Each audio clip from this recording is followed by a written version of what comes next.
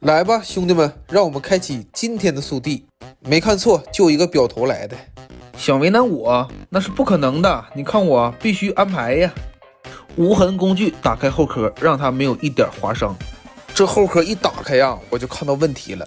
首先呢，就是这个把杆上锈，再就是手表只要开计时功能，不一会儿呢它就停了。只要手表进水，80%都是从这里来的。而且进水后的锈渍慢慢的就会跑到机芯里，而且呢是那种越跑越多。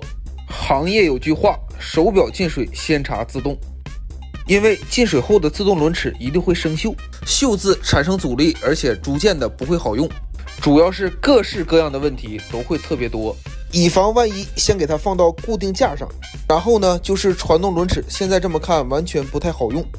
不好用的原因就是轮子生锈，像这种还有周边的氧化，主要就是表油变质的金属油泥。主要是因为零件特别精密，只要有点油泥呢就会影响走时，这就是磨下来的锈，慢慢的呢都会跑到机芯里。零件全部拆开，做全面的清洗、维护和保养。首先放入除锈液里一顿浸泡，时间长点也没关系。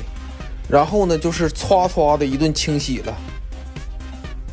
A few moments later， 清洗后的效果不用多说，油光锃亮，主要是没有一丝杂尘，让每个零件恢复到最佳的状态。装配机芯的时候呢，就是非常简单的时候了。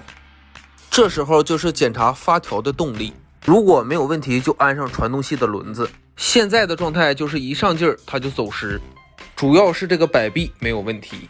老话说得好，清洗好不好，对比搞一搞，这样呢能清楚的让大家看到清洗前后的效果。安上表盘后，让我们来看一下它的防水效果。3个气压下可以说是一滴水都不漏。走时检测非常出色，恢复成手表最佳状态。又没忍住，做了一个抛光和翻新的处理。